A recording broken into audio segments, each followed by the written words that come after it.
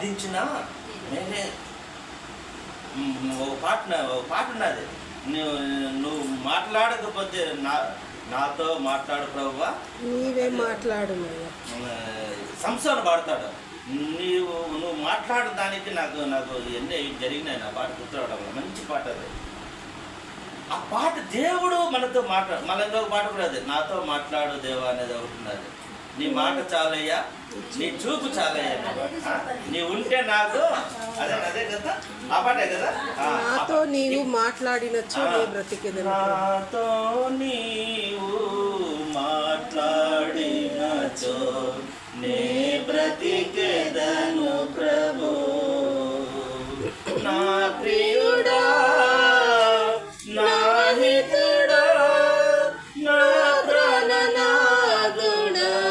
నా రక్షక, నాతో నీవు మాట్లాడినచో నే బ్రతికెదను ప్రభు. ఈ సంవత్సరం పాడతారు. గుడ్డివాడిని అయిపోయి తిరగలిసురుతా ఉన్న ఆ పాటలో చాలా ఇష్టం నాకు ఆ పాట. ఎందుకంటే దేవుడు మాట్లాడితే మనం బ్రతుకుతాం. దేవుని నీ మాట నన్ను బ్రతికించినది, నీ వాక్యం నన్ను బ్రతికించి ఉన్నది. ఈ దినాన దేవుని ప్రియ సంగమా, దేవుడు మాట్లాడకుండా నువ్వు ఏమి చేసినా కూడా నీ జీవితము వ్యర్థమే. ఆయన ఏదో ఒకటి నీకు చేస్తూ ఉండాలా, మాట్లాడుతూ ఉండాలా, వాదిస్తానే ఉండాలా. నీకు మేలు ఈ దినాన్ని మనం జ్ఞాపకం చేసుకున్నాం. కాబట్టి దేవుడు మాటలతో మాట్లాడుతున్నాడు. అందుకోసం ఆయన మాట్లాడేటప్పుడు నువ్వేం చేయాలా? మాట వినాలా. ఆయన మాట్లాడేది నువ్వు వినాలా. నువ్వు కేర్లెస్గా ఉండకూడదు. ఆయన మాట్లాడేటప్పుడు వినకుండా ఉండకూడదు. కొంతమంది మనకు ఎదురుగా వచ్చే వాళ్ళ మన బంధువులు కానీ స్నేహితులు కానీ మనం మాట్లాడేటప్పుడు కేర్లెస్గా ఉంటే మనకి ఎంత కోపం వస్తారు. దేవునికి కూడా కోపము వస్తుంది. అందుకోసమనే సమూయేలు రాసిన మొదటి గ్రంథము 15వ అధ్యాయము 22వ వచనంలో మనం చూస్తే, సమూయేలు రాసిన మొదటి గ్రంథము 15వ అధ్యాయము 22వ వచనంలో మనం చూసినట్లయితే మన చక్కని మాట ఉన్నది. అక్కడ ఎంత మంచి మాట ఉన్నదో మనం వాడు ఆలోచన చేయాలి.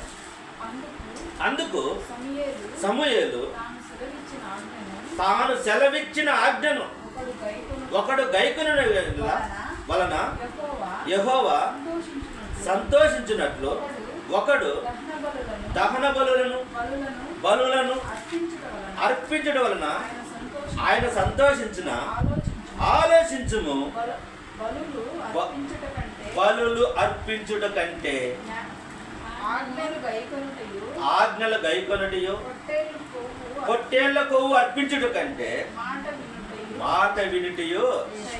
నువ్వు దశమ భాగాలు ఇచ్చినా వృధానే, నువ్వు లక్షలు ఇచ్చినా వృధానే, అన్నం చేసి పెట్టినా వృధా. నువ్వు దేవుని మాట వినకుండా పోతే, నేను ఇక్కడ వాక్యం చెప్తా అంటే నువ్వు వాడు బిర్యానీ చేస్తా అంటే ఏం ఉపయోగం ఉండదు. చాలా మంది జరిగే ఇళ్ళల్లో పంచాయతీ అదే. వీడు అన్నం చేస్తా అంటే వాక్యం మేము చెప్పుకుంటా అంటే నువ్వు వాడి మీద కలబెట్టుకుంటూ అన్నం చేస్తా ఉంటే నువ్వు అది కూడా మేలే అని అనుకుంటావు. కానీ మాట వినటం శ్రేష్టము. నువ్వు పొట్టేళ్ల కొవ్వు కాదు, దహన బలులు కాదు, నువ్వు ఎన్నో బలులు ఎత్తుకొచ్చి నువ్వు కొవ్వు అర్పించిన దానికంటే మాట వినట శ్రేష్టము. ఇది నా దేవుని ప్రియ సంఘం. అందుకే నేను ఎక్కడ కూడా ఈ భోజనాలు ఇవన్నీ స్టాప్ చేసేయండి. మా దేవుని వాక్యం వినండి ముందు. ఎందుకంటే మార్త అన్నం చేస్తా అంటే యేసుక్రీస్తు అడుగుతాడు, నువ్వు అనేక పనులు పెట్టుకొని బేజారు పడుతున్నావు, మా మరియమ్మ అయితే ఉత్తమమైన దానిని ఎన్నుకుంది. ఉత్తమైనది ఏదంటే కూర్చొని మా వాక్యం వినడంలో ఉత్తమైనది. నువ్వు అన్నం చేస్తాను, బిర్యానీ చేస్తాను, అవన్నీ పక్కన పెట్టాడు. ఇది నా మాట వినుట శ్రేష్టము.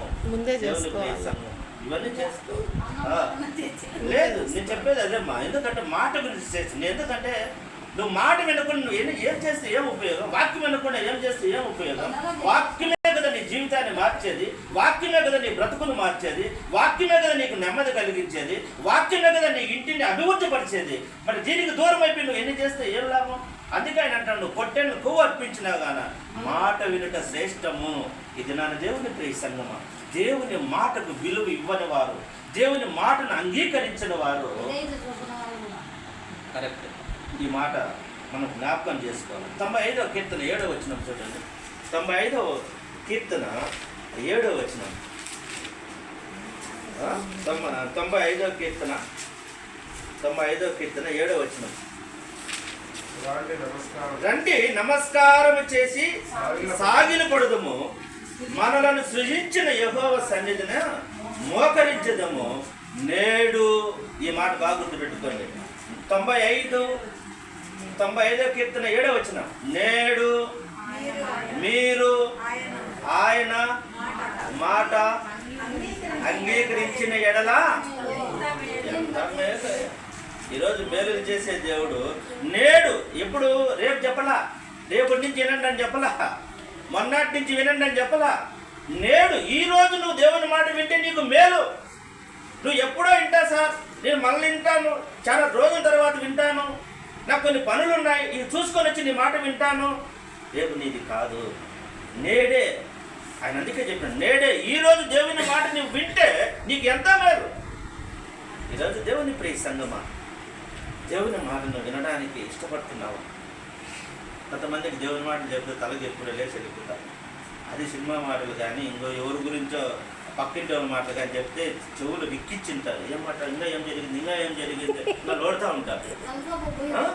ఇంకా ఏం జరుగుతుంది, ఇంకా ఏం జరుగుతుంది, నెక్స్ట్ టైం ఎపిసోడ్లు వినడానికి ఇష్టపడతారు. కానీ దేవుని మాట వినడానికి జనాలలో ఇష్టపడలేకున్నారనేది అందుకే చెప్తాడు ఆయన.